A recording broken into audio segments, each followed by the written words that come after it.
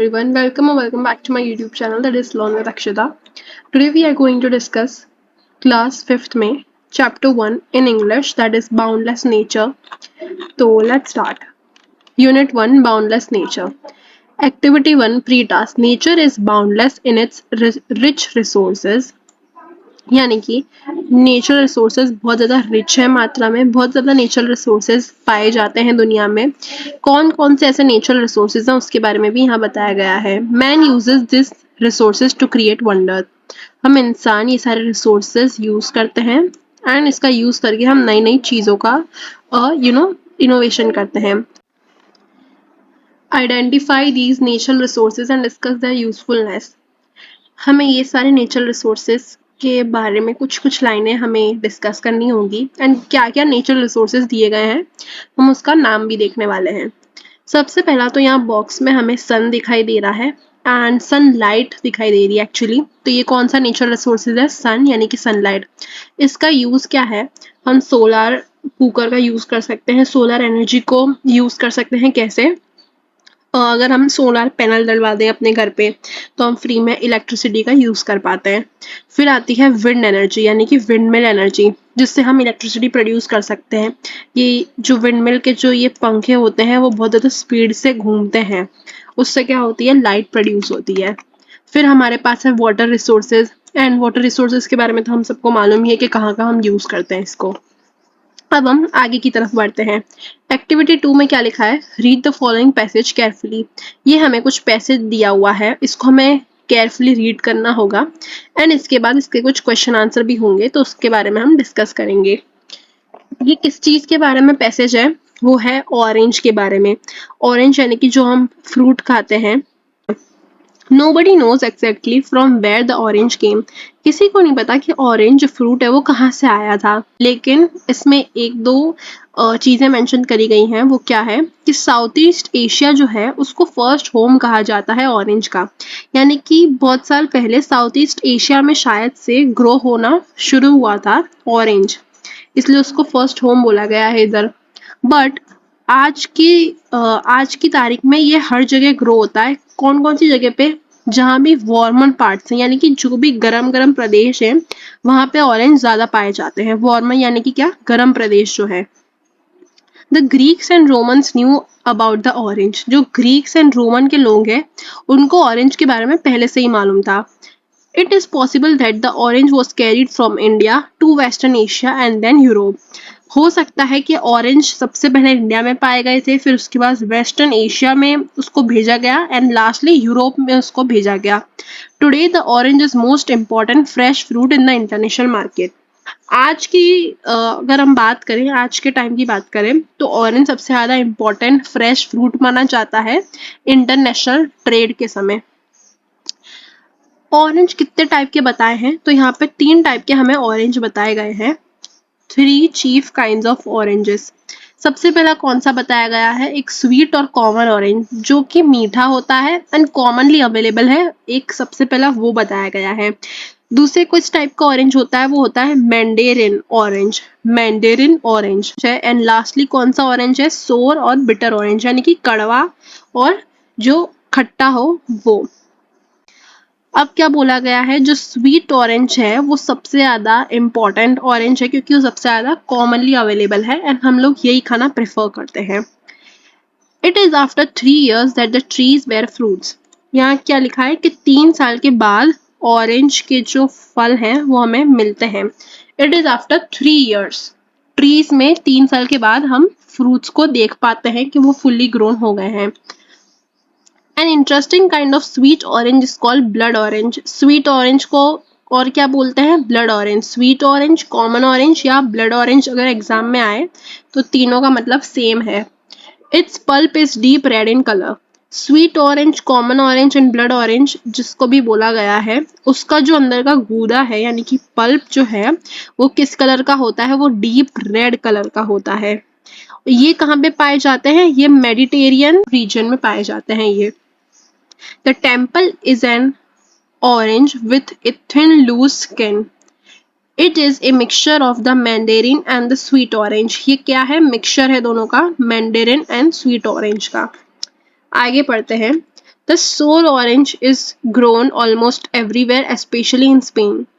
जो सोर ऑरेंज है वो ज़्यादातर कहाँ पाए जाते हैं, वो स्पेन में पाए जाते हैं। The chief use of these orange is to make marmalade since it is too bitter to be eaten as fruit. अब क्या बोला गया है, जो ये वाला ऑरेंज है, जो सोर वाला ऑरेंज है, उसको हम ज़्यादातर मार्मेलेड यानी कि अचार कह लो, उस तरीके से बना के उसको खाते हैं, क्योंकि ज़्यादा कड़वा होता है इसलिए इसको डायरेक्ट खा नहीं पाते लोग। यहाँ क्या लिखा है, कैसे तरह खाते हैं, ए food item made with oranges और लेमन जैम। अचार नहीं है, जैम है इसका मतलब। मैं आपको फोटो भी स्क्रीन पे दिखा दूंगी जिससे आपको क्लियर आइडिया मिल जाए। The orange is a clean fruit. Orange कैसा है, एक क्लीन फ्रूट है। Anyone who touches it only touches the outer covering which can be easily peel of. यानी कि अगर हमारा गंदा हाथ भी लग जाता है ऑरेंज को तो उसको कुछ फर्क नहीं पड़ता, क्योंकि हम छिलका उतार के उसको खाते हैं। तो इसलिए उसको क्या बोला गया है, वो क्लीन फ्रूट है एक। The thick, oily and bitter skin does not allow insect to get into the orange. जो उसकी बाहर की जो लेयर होती है ऑरेंज की, जैसे यहाँ पे हमें दिख रही है, उससे बहुत ज़्यादा प्रोटेक्शन मिलती है। अंदर का जो फ्रूट है वो ख़राब नहीं होता, कोई भी इंसेक्ट उसको टच नहीं कर पाता, किसी का गंदा हाथ लगे तो भी कुछ प्रॉब्लम नहीं होती, क्योंकि उसको हम पील ऑफ करके खाते हैं। Oranges therefore are in demand all over the world. इन सारी चीज़ों की वजह से, इन सारी क्वालिटीज़ की वजह से ऑरेंज की बहुत ज़्यादा डिमांड है ऑल ओवर द वर्ल्ड। तो ये थी हमारी एक्टिविटी 2। इसमें हमने ऑरेंज के बारे में जाना, the story of N orange. तो ये हमारी एक जो एक्टिविटी 2 थी वो खत्म हो चुकी है। यहाँ पे कुछ हार्ड वर्ड्स या कीवर्ड्स दे रखे हैं, वो आप ध्यान से पढ़ लेना। अब हम आते हैं एक्टिविटी 3 की तरफ। एक्टिविटी 3 में एक कन्वर्सेशन दी है, वो दो लोगों के बीच में है। First one is Rohan and second one is Amita. इन दोनों की कन्वर्सेशन में हमें कुछ कुछ जगह फिलअप्स दे रखे हैं और उसको हमें फिल करना है। मैंने आप सबके लिए ऑलरेडी फिल कर दिया है, तो चलिए गाइस स्टार्ट करते हैं। Study the following conversation providing the missing parts in your own words. Rohan, hello Amita, are you okay? Amita, hi Rohan, I'm good. I look a bit untidy because फिर यहाँ पे fill in the blanks दिए। अब यहाँ पे मैंने answer कैसे लिखा, वो अनटायर्डी यानी कि वो थोड़ी थकी हुई और थोड़ी क्या बोलते हैं, टायर्ड लग रही थी। क्यों? क्योंकि she was busy cleaning the school playground. इसकी वजह से वो थोड़ी अनटायर्डी दिख रही थी। इसी की वजह से मैंने यहाँ ऊपर वही लाइन चिपका दी है, I cleaned school playground. Rohan, oh, so you were busy cleaning the school playground? Amita, yes, we started at। हमने कब साफ करना कब स्टार्ट करा था? अमिता बोल रही है 7 बजे स्टार्ट करा था एंड 1 बजे तक हमने खत्म कर दिया था हमारा स्कूल का प्लेग्राउंड साफ करने का काम। तो रोहन बोलता है, I see, so you work for more than 5 hours. मतलब तुमने 5 घंटे से ज्यादा काम करा। अब आपको एक कैलकुलेशन खुद लगा लेनी है कि 7 के बाद 8, 9, 10 और 11, यानी कि यहाँ पे 1 बजे तक लिखा है मैंने, तो 5 घंटे से ज्यादा हो गए ना, इसकी वजह से मैंने यहाँ 1 लिख दिया है। अब कुछ भी यहाँ पे कैलकुलेशन कर लो, लेकिन 5 आवर्स से ज्यादा यानी कि 6 आवर्स का यहाँ पे गैप हो, वैसे आपको टाइमिंग ले लेने हैं। Amita, yes but we enjoyed it, I am going to tell my mom that I love cleaning. मुझे क्लीनिंग करना बहुत पसंद है, ये मैं अपनी मम्मी को बताऊंगी। तो ये एक स्मॉल कन्वर्सेशन थी बिटवीन रोहन एंड अमिता, जो कि हमने एक्टिविटी 3 भी अब कंप्लीट कर ली है।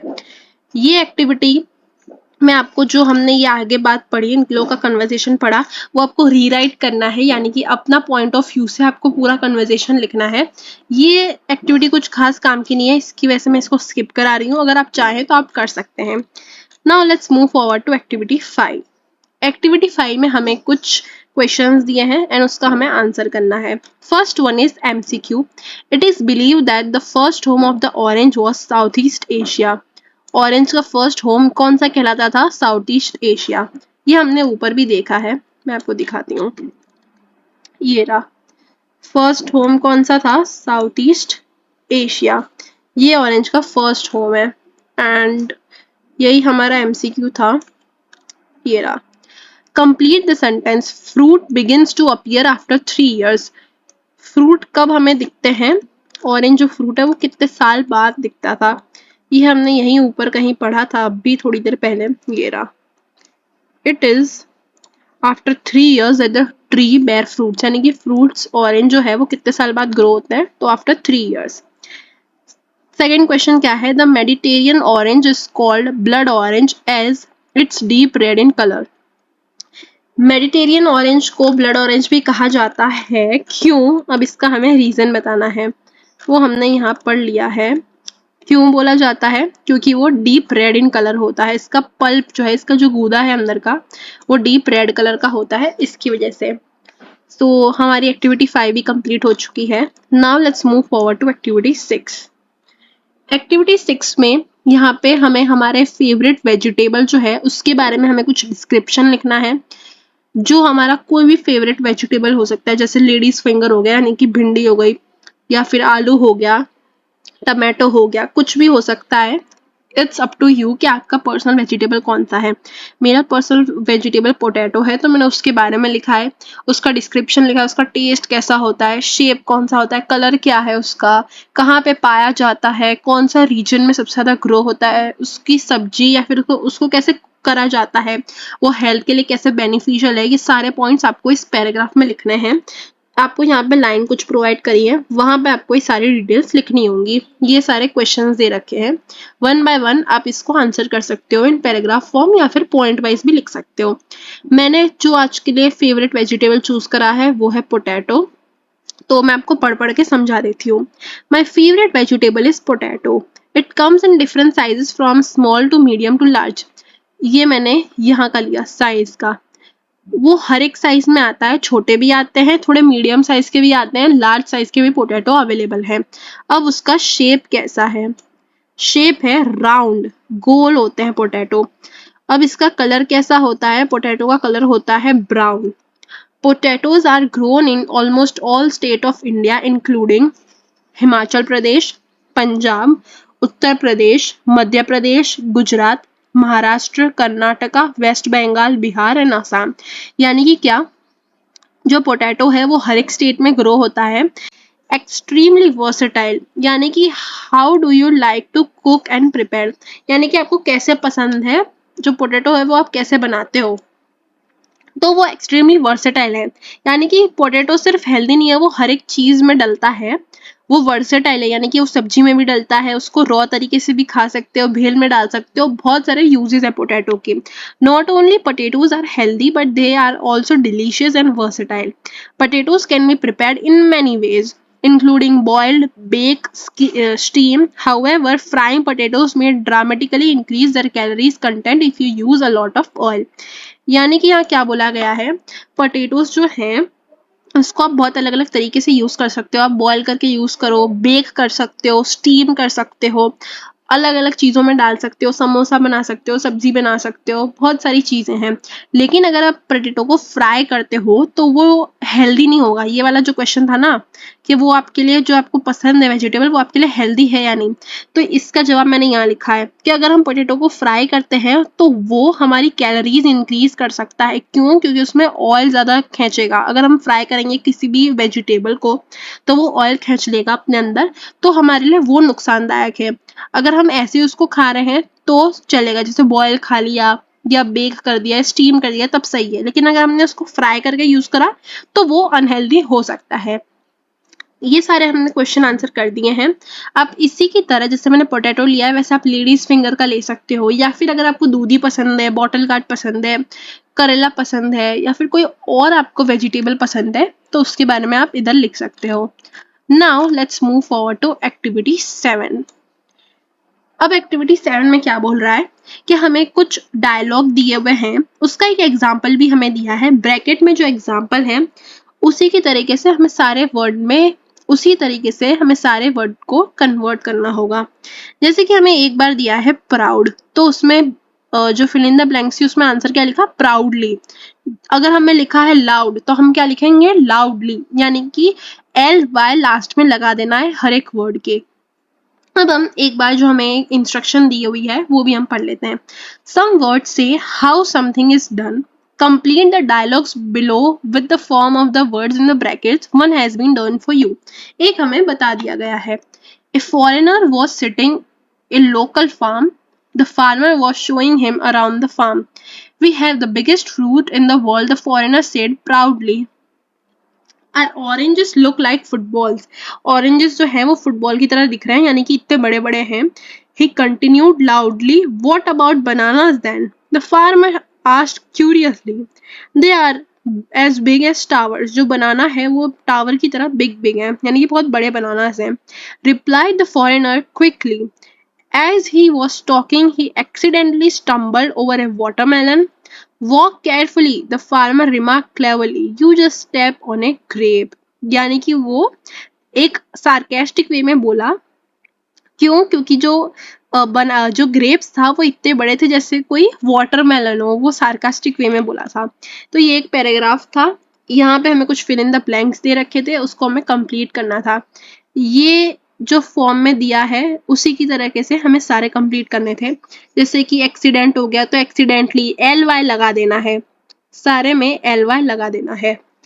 और अगर केयरफुली हो तो सॉरी, अगर केयरफुल हो तो केयरफुली में डबल एल आएगा। अगर एक्सीडेंट हो तो एक्सीडेंटली में डबल एल आएगा। ये सारी चीजें आपको ध्यान रखनी है। Now the next is activity 8। Activity 8 में क्या बोला गया है हम रीड कर लेते हैं। God has provided herbs for the treatment of illness. भगवान ने हम सबको कुछ ना कुछ हर्ब्स दे रखे हैं, यानी कुछ ना कुछ जड़ी बूटियां हो गई जो पेड़ से मिलती हैं, जो घरेलू नुस्खे होते हैं ना, उसकी बात कर रहा है। जरूरी नहीं है हम हमेशा डॉक्टर के पास जाए, हम कभी कभी होम रेमेडीज भी कर लेते हैं, जैसे काढ़ा पी लिया, कुछ नीम के पत्ते खा लिए, प्याज का रस पी लिया। ये सारे क्या है, होम रेमेडीज हैं। तो do you always need to rush to a doctor when you are feeling unwell or have some complaints like cough, cold or tooth? यानी कि ऐसा जरूरी है कि तुम हमेशा डॉक्टर के पास भागो? जैसे तुम्हारे पास कफ हो गया तुम्हें, या कोल्ड हो गया, या फिर दांत में दर्द है, तो जरूरी नहीं है कि हम हमेशा डॉक्टर के पास जाएं। वो हमारे मम्मी और दादी जी के नुस्खे से भी सॉल्व हो सकते हैं। तो इसी की वजह से आपको कुछ 10 to 20 लाइन्स लिखनी होगी। सपोज करना होगा कि आप अनवेल थे, यानी कि आप बीमार थे, एंड आप बिना डॉक्टर के पास गए कैसे सही हो गए घरेलू नुस्खे के साथ, वो आपको यहाँ पे बताना है। होम रेमेडीज के भी ऑप्शन दिए हुए हैं, जैसे कि आपने गरम गरम सूप पिया, ठंडी में आपको सर्दी हुई थी तो घरेलू नुस्खा आपने ट्राई करा, आपने सूप पीने का ट्राई करा, फिर मिंट लीव्स खाई अगर आपको डाइजेशन में प्रॉब्लम थी तो।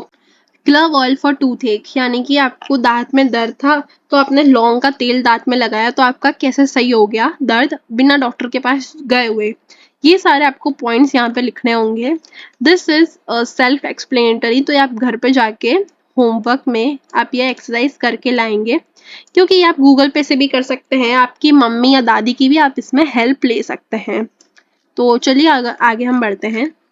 Activity 9, nature conservation, save the environment. यानी कि हमें नेचर को कैसे बचाना है उसके बारे में हम यहाँ देखने वाले हैं। कौन कौन से ऐसे स्टेप्स हम ले सकते हैं जिससे हमारा जो एनवायरनमेंट है वो क्लीन और हेल्दी हो पाए, ये हम आज पढ़ने वाले हैं।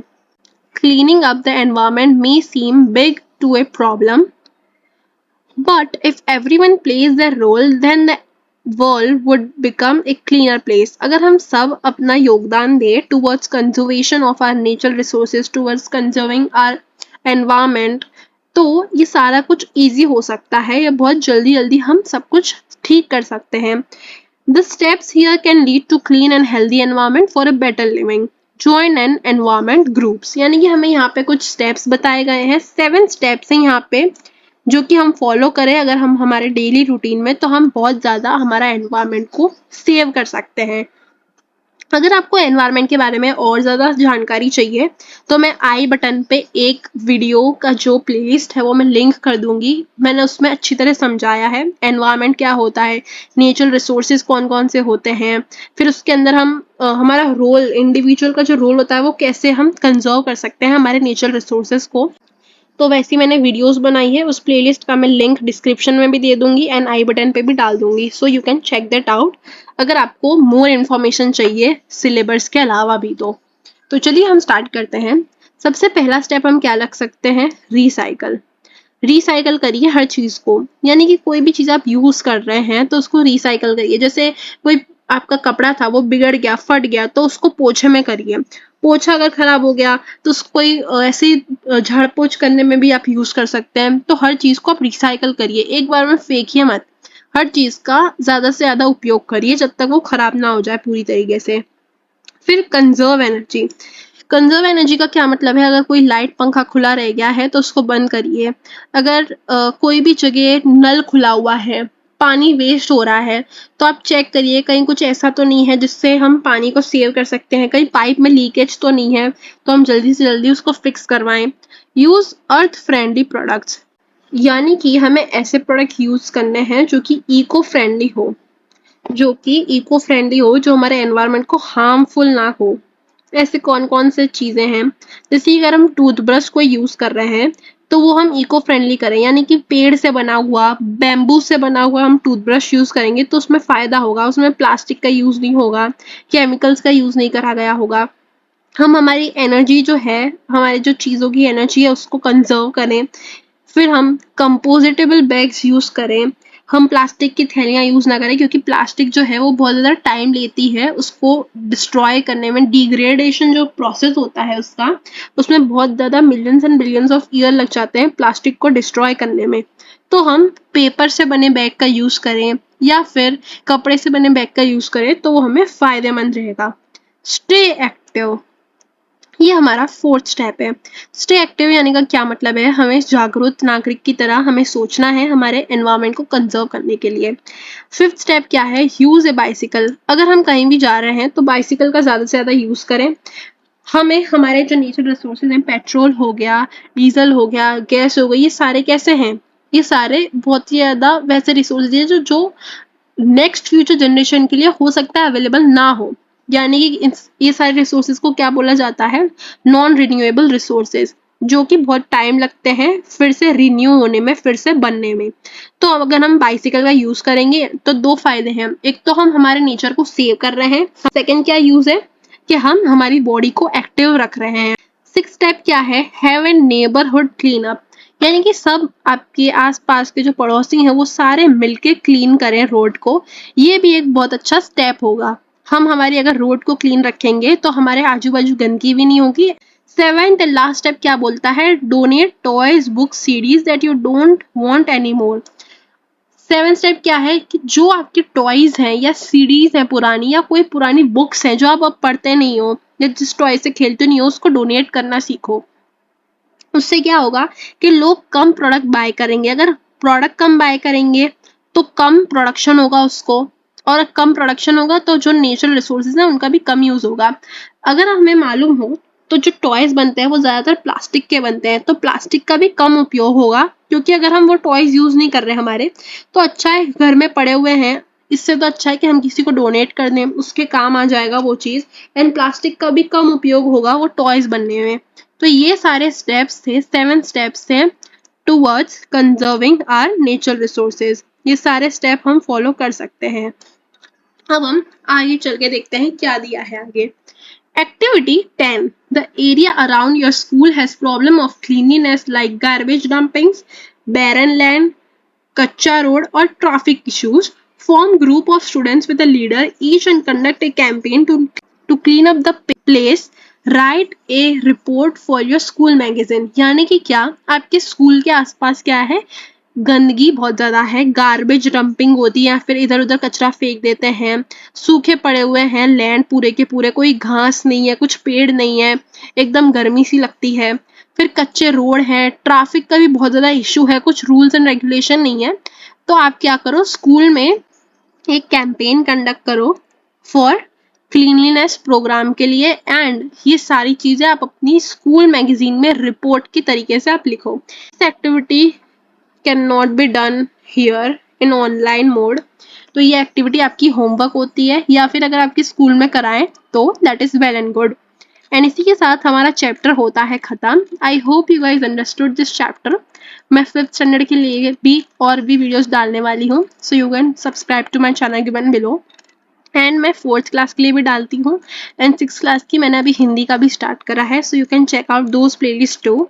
एंड जैसे कि मैंने आपको बोला, अगर आपको एनवायरनमेंट के बारे में और सीखना है तो मैं आपको प्लेलिस्ट बता दूंगी, मेरे डिस्क्रिप्शन में भी लिंक होगी उसकी, एंड आई बटन पे भी लिंक होगा, so you can check that out for much information. आपके सिलेबस के बाहर की इन्फॉर्मेशन अगर आपको सीखनी है तो हमारा ये चैप्टर होता है कंप्लीट। अब मैं आपको मिलूंगी नेक्स्ट वीडियो में, जिसमें हम सीखने वाले हैं चैप्टर 2, उसका नाम क्या है? फ्रेंडशिप। तो चलिए guys, Take care, bye bye, and subscribe to my channel given below, that is Learn with Akshita. And I will see you guys in my next video. Till then, bye and keep learning.